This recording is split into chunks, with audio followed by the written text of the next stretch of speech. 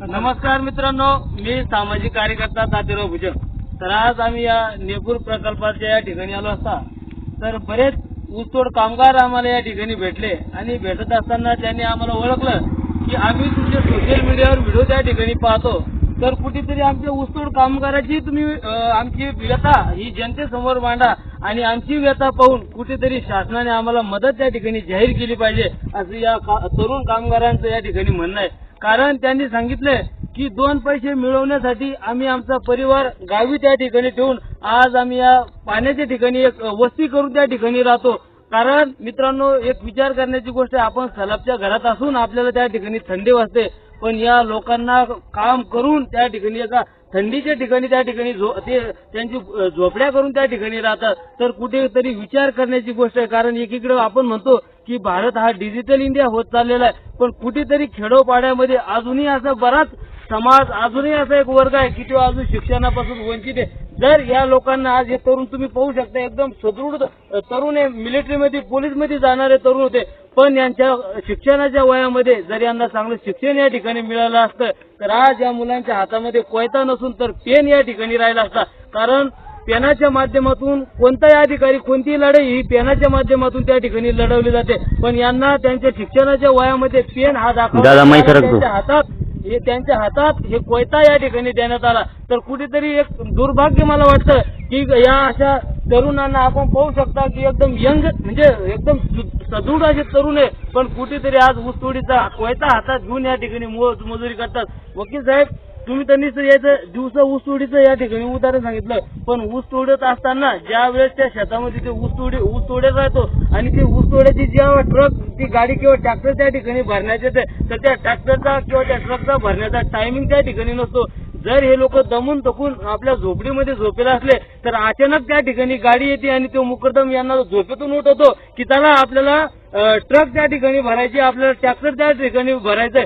तर कुठेतरी झोप असताना सुद्धा त्या ठिकाणी कोणत्याही गोष्टीची पर्वा न करता हे लोक रातचे 2 असो, 1 असो, 3 असो या रातच्या टायमाला त्या ठिकाणी गाडी भरून ती ट्रक, ते ऊस ट्रक असो, ट्रॅक्टर असो, तो कारखान्यात त्या ठिकाणी नेलं जातं. तर असं हे ऊसतोडीवाल्यांचं जीवन आहे. पण मित्रांनो, मी एक सोशल मीडियावर एक महिलाचा एक व्हिडिओ त्या ठिकाणी पाहतो, मनीषा हजारे म्हणून एक ऊसतोड कामगार आहे. तर एक सांगायचं तात्पर्य की सोशल मीडियाच्या माध्यमातून एक ऊसतोड कामगार आज तिथे बरेच लोक तिच्या माध्यमातून व्हिडिओ बनवतात, आज तिथे बरेच जण स्टेटस या ठिकाणी ठेवतात. तर आपल्याकडे प्रत्येकाकडे ऑनलाईन मोबाईल आहे, तर कुठेतरी आपल्या कामाची व्यथा किंवा आपल्या जे आपण ते काम त्या ठिकाणी करतो तो क्षण आपल्या मोबाईलमध्ये कधी या ठिकाणी झाला पाहिजे आणि जेव्हा जेव्हा तुम्हाला वेळ भेटेल तो क्षण तुम्ही सोशल मीडियावर या ठिकाणी टाकायला पाहिजे. कारण ही सोशल मीडिया कोणाला झिरोचं हिरो करेल आणि हिरोचं झिरो करेल. कारण सगळीकडे आता मोबाईल म्हणजे काहीतरी आणि तुम्ही बरेच मला सुशिक्षित तरुण या ठिकाणी वाटता,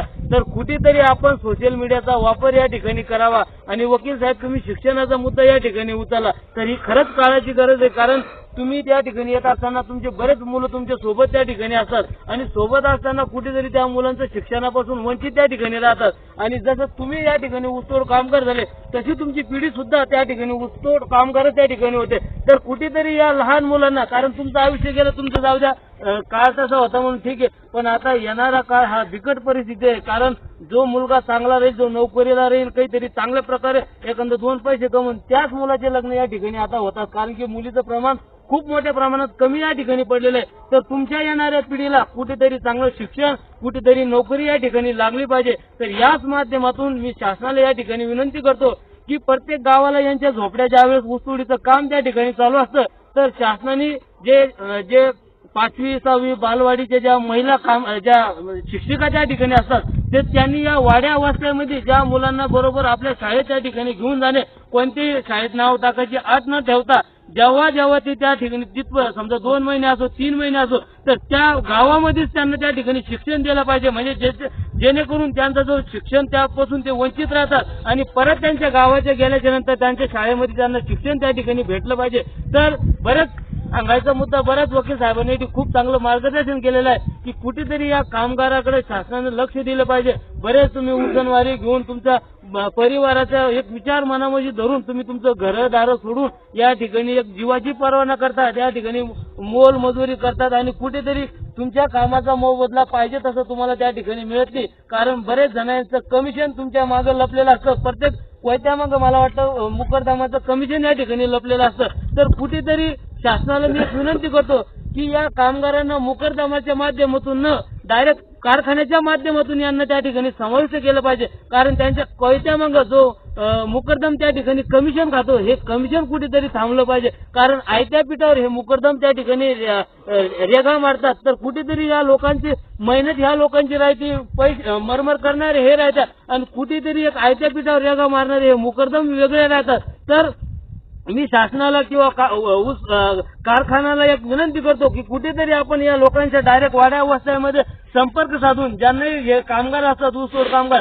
तर या लोकांसोबत डायरेक्ट संपर्क या ठिकाणी करून या लोकांना कामाला त्यांनी डायरेक्ट या ठिकाणी लावावे. मुकरदमच्या माध्यमातून या ठिकाणी लावू नये. कारण बरेच मुकरदमांनी या लोकांचे कामं करून घेतात आणि पैसे द्यायचे टायमाला जेव्हा शेवटला हिशोब होतो तर ते मुकरदम पळून त्या ठिकाणी जातात. बऱ्याच कामगारांची फसगत त्या ठिकाणी झालेली आहे. तर कुठेतरी ह्या लोकांचा जो पैसा जो कामाचा हिशोब असतो तो कारखान्याच्या माध्यमातूनच या ठिकाणी झाला पाहिजे. तर मी या व्हिडिओच्या माध्यमातून एवढं सांगू इच्छितो की सर्व ऊसतोड कामगारांना तुमचं आयुष्य त्या ठिकाणी गेलं पण तुमच्या मुलाबाळांना तुम्ही शिक्षणाचं महत्व म्हणजे शिक्षणाशिवाय पर्यायी तुमच्या मुलाबाळांना शिक्षण त्या ठिकाणी द्या. आणि तुम्ही जरी पोलीस मिलिटरीमॅन त्या ठिकाणी होऊ शकले नाही पण तुमच्या मुलाला तुम्ही पोलीस करा, मिलिटरीमॅन करा आणि कमीत कमी तुमचं राहिलेलं स्वप्न तुम्ही मिलिटरीमॅन होऊ शकले नाही, पोलीस त्या ठिकाणी होऊ शकले नाही पण कमीत कमी तुम्ही पोलिसाचे बाप बना, मिलिटरीमॅनचे बाप त्या ठिकाणी बना, कमीत कमी डॉक्टराचे बाप तुम्ही त्या ठिकाणी बना.